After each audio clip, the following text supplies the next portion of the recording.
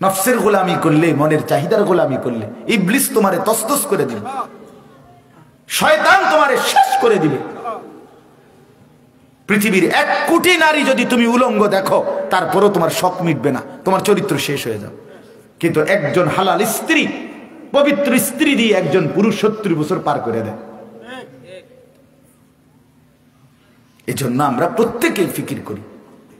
এই অল্প মানুষগুলোকে আমি এই কথাটাই মনে করাই দিলাম। কোরআনের একটা আয়াত পড়ছি আমি, এখানে একটা কথা আছে, একটা বড় নিয়ামত আছে আল্লাহ দান করে মানুষকে, যারে আল্লাহ পছন্দ করে তাকে আল্লাহ একটা বড় নিয়ামত দান করে। সেই নিয়ামতটার নাম হলো শারহে সাদর। শারহে সাদর একটা শব্দ আর কি, আরবি শব্দ। শারহে সাদর এটা একটা নিয়ামত, আল্লাহর নিয়ামত। আল্লাহ তাআলা যাকে পছন্দ করে তাকে আল্লাহ এটা দান করে। এটা কি? এই জিনিসটা কি? জিনিসটা শারহে সাদর, একটা নিয়ামত। আগে এই শব্দটা আমরা বুঝছি কিনা কোন? না না, নাম শব্দটা উচ্চারণ করেন তো, শারহে সাদর। আরো সহজ বুঝবেন, ছেলেরা প্রায় সবাই পারে। এটা একটা দোয়া আছে, সবাই পারে, বলা যায়। একেবারেই কম সংখ্যক হয়তো পারে না। সেটা হলো রব্বিশরাহলি সাদরি। এটা পারি না আমরা? অনেকে পারি, অনেকেই পারে। রব্বিশরাহলি সাদরি ওয়ায়াসসিরলি আমরি ওয়াহলুল উকদাতাম মিন লিসানি ইয়াফকাহু কওলি। এইটা শারহে সাদর, একটা নিয়ামত আল্লাহ প্রদত্ত। আল্লাহ যাকে পছন্দ করে, ইচ্ছে করে, আল্লাহ যাকে চায় তাকে এই নিয়ামত দান করে। এটা কি? এটা হলো এমন একটি অন্তরের মধ্যে আল্লাহ তাআলা এমন একটি নূর তার দিলের মধ্যে দান করে, ফলে তার কাছে 2টা জিনিস স্পষ্ট হয়। একটা হলো এই নিয়ামত, এটা একটা যোগ্যতা, অন্তরের ভিতরের একটা অবস্থা, মানুষের দিলের একটা কাইফিয়ত, অন্তরের একটা প্রশস্ততা, শারহে সাদর। এটা যখন আল্লাহ কাউকে দেয়, তার মানে তার ভেতরে, দিলের ভিতরে আল্লাহ একটা নূর দেয়, আলো দেয়। এই আলোটা যখন আল্লাহ কাউকে দান করে, এর বরকতে তার 2টা জিনিস অর্জিত হয়। এক, সে চতুর্দিকের যেদিকে তাকায়, চলতে ফিরতে, উঠতে বসতে, খাইতে ঘুমাইতে, হাঁটতে চলতে, যেদিকেই দেখে আল্লাহর কুদরত, আল্লাহ পাকের অসীম শক্তি দেখতে পায়। যেদিকে তাকায় সে আল্লাহকে খুঁজে পায়, আল্লাহকে খুঁজে। जिधर देखता हो तू ही तू হাজার में शजर में तेरे रंग बू है। গাছের দিকে তাকাইলো আল্লাহকে দেখে, পাথরের দিকে তাকাইলো আল্লাহকে দেখে। কায়নাতের সবকিছুর মধ্যে সে আল্লাহ পাকের উপস্থিতি টের পায়, টের পায়, সে টের পায়। সে বুঝে এই সব কিছু আমার মালিকের কুদরতের নিদর্শন, আর এগুলো সব আমার আল্লাহর। এই কথাটা তার হৃদয়ে আসে যখন আল্লাহ তাকে শারহে সাদর দান করে। কি দান করে? কন্যা নূর, নূর দেয়, আলো একটা দেয়। 2 নাম্বার, এই নিয়ামত যখন আল্লাহ কাউকে দেয়, এই নূর, এই শারহে সাদর, এই নিয়ামত, তখন তার কাছে আল্লাহর ইবাদত করা সহজ হয়, গুনাহ বর্জন করা সহজ হয়। সে ইবাদতের যোগ্যতা পায়, গুনাহ বর্জনের হিম্মত পায়। গুনাহ তার কাছে ঘৃণিত হয়, ইবাদত তার কাছে ভীষণ পছন্দের হয়। সে নামাজ পড়তে সাংঘাতিক ভালোবাসে, সে মিথ্যা বলতে ভীষণ অপছন্দ করে, চুরি করতে ভীষণ অপছন্দ করে, হারাম করতে ভীষণ অপছন্দ করে। এই 2টা জিনিস অর্জন। এক হলো আল্লাহ সৃষ্টির সবকিছু থেকে সে আল্লাহকে চিনে। যখন আল্লাহ কাউকে কি দেয়? শারহে সাদর দেয়, নূর দেয় দিলে। আর 2 নাম্বার হলো আল্লাহ তাআলার ইবাদত, আদেশগুলো পালন করা, নিষেধগুলো বর্জন করা তার জন্য সহজ হয়। এটা আল্লাহর একটা দান, শারহে সাদর। এটা আল্লাহ তাআলা যাকে ইচ্ছে করে তাকে দান করে, তার দিল খুলে দেয়। আর এটা আল্লাহ প্রত্যেক নবীকে দিয়েছেন, প্রত্যেক নবীকে আল্লাহ তাআলা এই শারহে সাদরের এই নিয়ামত দান করছে। কোরআনুল কারীমে আছে আল্লাহ তাআলা আমাদের নবীকে সরাসরি বলছে, আলাম নাশরাহ লাকা সাদরাক, একটা সূরায় আছে। আল্লাহ বলে, বন্ধু জানেন আমি তো আপনার অন্তর, আপনার দিল, আপনার বক্ষ উন্মোচন করে দিলাম, প্রশস্ত করে দিলাম, খুলে দিলাম। বলে কিসের জন্য? ইসলামের জন্য, দ্বীনের জন্য, কালেমার জন্য, দাওয়াতের জন্য, তাবলীগের জন্য, তাজকিয়ার জন্য, আখিরাতের জন্য, জান্নাতের জন্য, জাহান্নাম থেকে বাঁচার জন্য। আলাম নাশরাহ লাকা সাদরাক, আমি বন্ধু আপনার দিল খুলে দিলাম। এই শারহে সাদর। হযরত মূসা আলাইহিস সালাম 10 বছর মিশর থেকে সরে গিয়ে মাদায়েন এলাকায় চলে গেছিলেন। তখন ওইখানে শুআয়ব আলাইহিস সালামের বাড়িতে থাকতেন, বকরি চড়াইতেন। 10 বছর পরে মূসা আলাইহিস সালাম শুআয়ব আলাইহিস সালামের তার মেয়ে মূসা নবীর কাছে বিয়ে দিয়েছেন এবং মূসা নবীকে এলাকার দিকে রওনা করাইছেন। পথিমধ্যে আল্লাহ তাআলা 10 বছর পরে মূসা নবী যখন নিজের এলাকায় ফিরে আসতেছিলেন, তখন আল্লাহ পথিমধ্যে মাঝপথে তুর পাহাড়ে উঠাইয়া আল্লাহ মূসা নবীকে নবুয়ত দান করছেন। করে আল্লাহ এবার মূসা নবীকে বলছে, ইযহাব ইলা ফিরআউন ইন্নাহু তাগা। মূসা, ওই মিশরে অত্যাচারী ফেরাউন আছে, তুমি তার কাছে কালেমার দাওয়াত নিয়ে যাও, ইমানের আহ্বান নিয়ে যাও। সে খুব বেশি সীমা লঙ্ঘন করছে, বাড়াবাড়ি করছে। এইটা বলছে মূসা আলাইহিস সালামকে। দেখেন মূসা আলাইহিস সালামকে আল্লাহ বলছে, ফেরাউনের মতো জাদ্রেল, অহংকারী, জালেম, নাফরমান, পাপী, সীমালঙ্ঘনকারী, কাফের, খোদা দাবিদারের কাছে তুমি গিয়া ইসলামের আহ্বান করো, কালেমার দাওয়াত দাও, আমার তাওহীদের ঘোষণা দাও। এখন এটা কিন্তু অনেক বড় সাহসের ব্যাপার। সরাসরি প্রেসিডেন্টকে গিয়া আপনি গিয়া বলা, প্রধানমন্ত্রীকে গিয়া সরাসরি বলা, সরাসরি মুখোমুখি হইয়া তাকে বলা। তো মূসা নবী এই যখন উনাকে আল্লাহ তাআলা বললেন ফেরাউনের মতো জালেম বাদশার সামনে গিয়ে কালেমার দাওয়াত দাও, ইমানের দাওয়াত দাও, তখন মূসা আলাইহিস সালাম আল্লাহর কাছে একটা জিনিস চাইছে। আল্লাহ আমি যাচ্ছি, রওনা দিছি, ফেরাউনের কাছে যাব, তবে আপনার কাছে আমি একটা দৌলত চাই, একটা নিয়ামত চাই, আপনার কাছে একটা জিনিস চাই। সেটা ভাত মাছ চাল ডাল। এটা 10 লাখ টাকা 5 তলা বিল্ডিং না, এটা নেতাগিরি রোড কন্ট্রাক্টরি না, বরং আপনার কাছে আমি একটা নিয়ামত চাই। রব্বিশ রাহলি সাদরি, আল্লাহ আপনি আমাকে শরহে সাদর এই নিয়ামতটা দান করেন। ইতিপূর্বে আপনি সমস্ত আম্বিয়াদেরকে যেটা দিবেন এটা আমারও দেন। আমার এই জওহার, এই অমূল্য সম্পদ আমারে দেন। আপনি যদি আমার দিলের মধ্যে ওই শরহে সাদর নামে নূর, একটা আলো, এটা যদি আপনি আমার অন্তরে দিয়া দেন, এবার আমি ফেরাউন কিতা ফেরাউনের বাপের সামনে বললো আমি আর সংকোচ করব না। আপনার পক্ষ থেকে সেই আলো যদি পাই। রব্বিশ রাহলি সাদরি। এই মূসা আলাইহিস সালাম ভাই এদিক সেদিক তাকাইও না, বাহিরের এই চিৎকার নিয়ে ঘাবড়াবার কিছু নেই। 2-4 জন গাফেল থাকবেই ভাই। আমরা তো এই আশাই বলি না যে একসাথে সবাই বদলায় যাবে, এই আশাই বলি না। আমরা জানি এটা মালিকের ফয়সালা। আমি চিৎকার করতে করতে যদি গইরাইও মাঠে, আমার আল্লাহর ফয়সালা না থাকলে কারো দিল বদলাবে না, ঠিক কিনা কথা কয়? আমরা তো বলি শুধু আল্লাহর জন্য, কিন্তু নিয়ত দিলের পুরা তাওয়াজ্জু খোদার কসম আল্লাহর দিকে। আমি বুঝি পরিবর্তন হবে ওইখান থেকে। আল্লাহ বদলাইলে আমি আলহামদুলিল্লাহ ছোট্ট জীবনে কত দেখছি, কত অসৎ, কত দুষ্ট, কত দুশ্চরিত্র আল্লাহ বলা হয়ে গেছে, দিনদার হয়ে গেছে, চেহারা সুরত বদলে গেছে। এই জন্য ঘাবড়াইবার কিছু নেই, ঘাবড়াবার হতাশ হওয়ার কিছু নেই। তাহলে বলতেছিলাম মূসা আলাইহিস সালাম আল্লাহ তাআলার কাছে ফেরাউনের কাছে যাওয়ার আগ মুহূর্তে শরহে সাদর চাইছে। কি চাইছে কোন বলেন না, যারা বলতে পারেন কোন এই কথাটা? শরহে সাদর বলা যায় সবাই, আসলে অনেকের সিদ্ধান্ত হইল হুজুরের কথাটি কইতামে না, সোজা কথা। আমি যখন ফারি না, আর ফারারও দরকার নাই, এই লাইনে যাইতামে না, এই বেজালে যাইও না,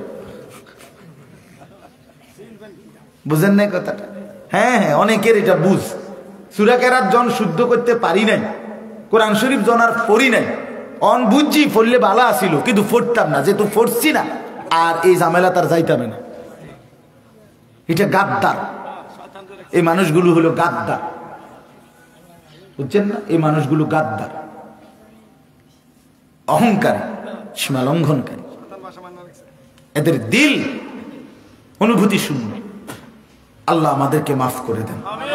এজন্য বলতেছিলাম শারহে সাদর, মুসা আলাইহিস সালাম বললেন, আল্লাহ আমাকে এই জওহার, এই অমূল্য সম্পদ আপনি আমাকে দেন। আল্লাহ তাআলা দিলেন। ফলে মুসা নবী ফেরাউনের মতো বাদশার সামনে কালেমার দাওয়াত দিতে এক বিন্দুও সংকোচ বোধ করে নাই। আমাদের নবী সাল্লাল্লাহু আলাইহি সাল্লাম, আল্লাহ তাআলা উনাকেও তাফসীরের মধ্যে আছে, নবুয়তের পূর্ব মুহূর্তে 40 বছর বয়সের আগ মুহূর্তে আল্লাহ তাআলা ওনারকে শারহে সাদর বক্ষ বিদীর্ণ করে সরাসরি জিবরাইল আইসা আল্লাহ নবী সাল্লাল্লাহু আলাইহি ওয়াসাল্লামের বুক বক্ষ মোবারক মাঝখান দিয়া জিবরাইল এমনি শুধু হাতের টান দিছে, বুক ফাঁকা হয়ে গেছে, ওপেন হার্ট সার্জারি একদম। আরেকটা হলো নতুন কি সার্জারি ডাক্তার সাহেব, ওই যে মানে যেটাতে এখন সেলাই করতে হয় না, না কসমেটিক সার্জারি। আমাদের মৌলানা আলামিন ভাই বহুত বড় পণ্ডিত, বোঝা গেল।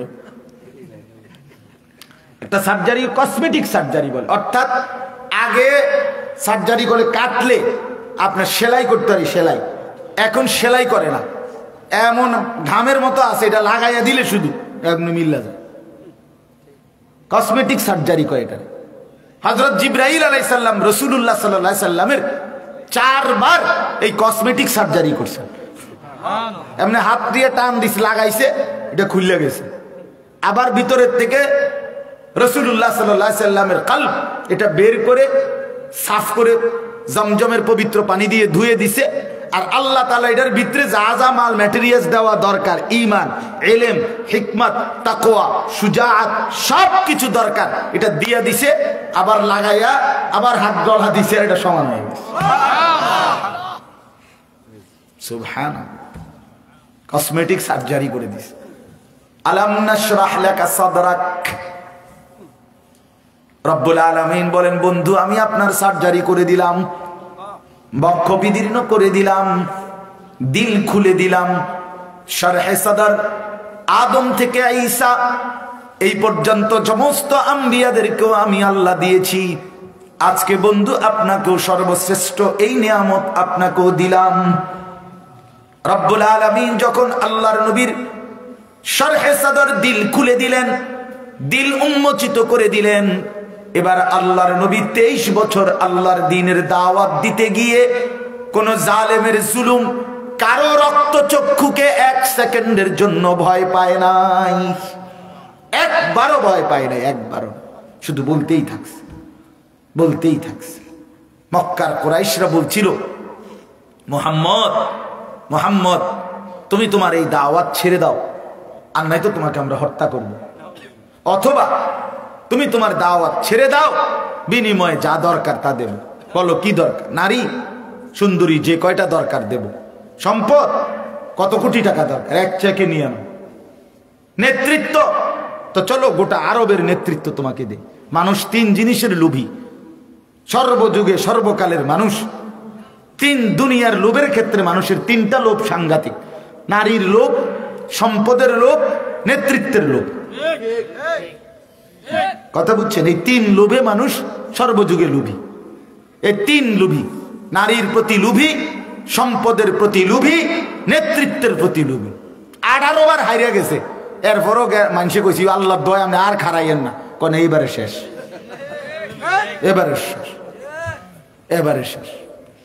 হুদ্দা আসলে এবারে শেষ না, হেতে মূল্যে শেষ, কবরে গেলে কি শেষ। আর ওইখানে যদি কোনো সিস্টেম থাকে তো থাকলে, কবরস্থান যেহেতু এত বড়, তো আরো মানুষ আছে ভিতরে, সেখানে যদি ভিন্ন ইলেকশন করে তো করলেই। এই লোভ সাংঘাতিক। মানুষের এই 3টা লোভ, নারীর প্রতি লোভ। লক্ষ লক্ষ যুবকের জিন্দেগি শেষ এই নারীর প্রতি আসক্তি, অথচ সে জানে তার এতগুলো নারী দরকারও নাই। আর এই মোবাইলের এটা তার ছায়া, আসলে এই ছায়া। এটা তো ছায়া, এটা এটা প্রকৃত নারী তো এখানে নাই, এটা তো ছায়া ছবি, মরিচিকা। এটা দুধু মরিচিকা ছাড়া আর কিচ্ছু, ধোকা ছাড়া কিচ্ছু। নিজের টাকা যায়, নিজের এমবি খরচ হইল, নিজের শরীর, নিজের যৌবন, নিজের আখলাক, নিজের চরিত্র, নিজের ইজ্জত, নিজের সময়। মানুষের কাছে ঘৃণিত, সমাজের কাছে ঘৃণিত, আল্লাহর কাছে ঘৃণিত। এত লানত নিয়া হায় হায় ছেলেরা কেমনে জিন্দিগি কাটাও? টের পাও না লানত, অভিশাপ টের পাও না? তোমরা যারা নারীর ছবি দেখো, নর্তকীর নাচ গান দেখো, সারা দিন রাত মোবাইল টিপো, এক ওয়াক্ত নামাজ পড়ো না, তোমার উপরে যে পুরা সমাজ অসন্তুষ্ট, তুমি এটা টের পাও না? তোমার উপরে যে খোদার লানত পড়ে, তোমার উপরে যে রাসূলুল্লাহর লানত পড়ে, তোমার উপরে যে 18,000 মাখলুকাতের লানত পড়ে, বুঝো না তুমি? টের পাওয়ার তো কথা, উচিত তো টের পাওয়া। আমি তো অনেক সময় বলি, সামান্য দুই বন্ধু একসাথে বইয়া ছবি চায়, বা গাঁজা খায়, অথবা মদ খায়, নেশা করে, অথবা উলঙ্গ ছবি দেখে একসাথে, তারা এই যে 3 বছর মনে করেন, এ ঘনিষ্ঠ বন্ধু, কলজার টুরকা বন্ধু, তারেও যদি আলগা করে জিজ্ঞাসা করো যে তোর লগে যে চলে হেতে কেরুম, তে কইব সিটারের হদ্দার, ঠিক কিনা? 1 নম্বর ফুটটা খোর, বাবা খোর, গাঞ্জা খোর।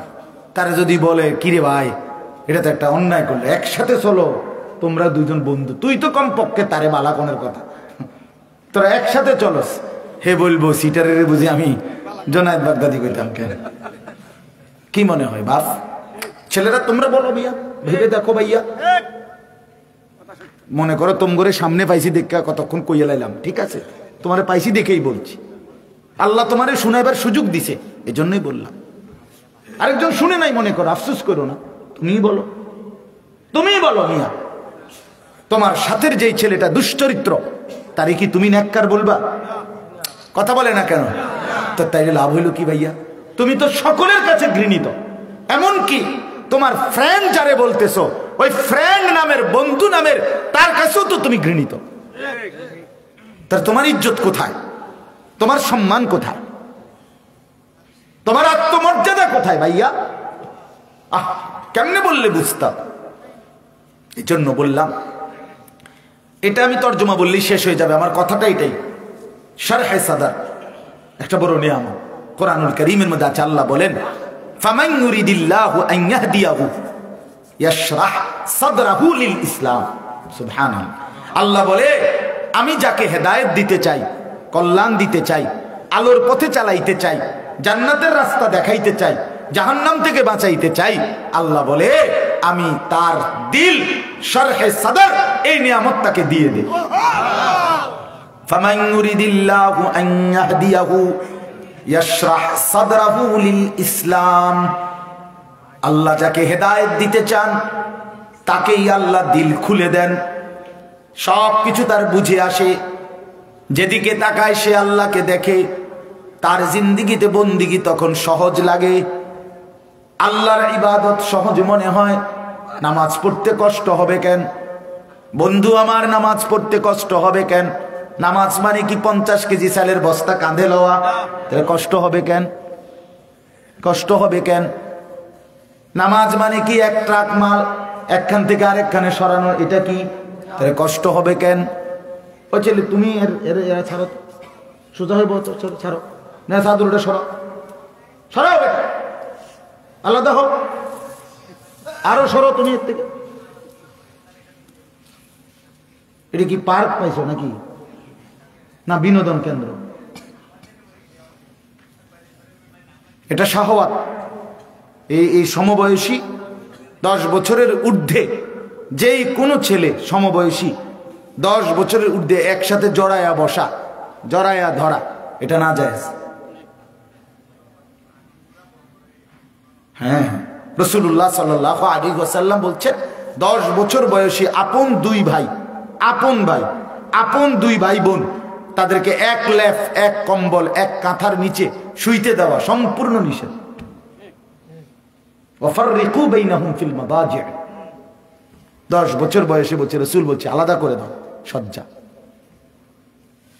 হ্যাঁ, রাসূলুল্লাহ সাল্লাল্লাহু আলাইহি ওয়াসাল্লাম বলছেন এটা শাহওয়াত। আমাদের দেশে তো ওই যে বিয়ের অনুষ্ঠান, বাইত কালকা, স্বাস্থ্য ভাই, জ্যাঠতো বোন, খালতো ভাই, মামতো ভাই, হুয়াতো ভাই, 27 জন হুইতালাম দিয়ে সব দি দে, ল্যাব দুটা রুপে দিয়া দে, দুটা ল্যাব দিয়া দে, তারা এতটি ল্যাব করতে পাইবি দিয়ালা, শাড়ি মাড়ি যা ফাজ একটা দিয়ালা হুইতালা তোরা সব রে। আস্তাগফিরুল্লাহ, আস্তাগফিরুল্লাহ, নাজায়েজ, হারাম, হারাম এটা। হ্যাঁ আমি দোস্ত একটু ঝামেলা মানুষ, শুধু গল্প বলার মানুষ না, এই জন্য সারাক্ষণ খেয়াল করি, চারিদিকে চোখ ঘুরে, শতভদ্র মানুষ দেখতে পারি না।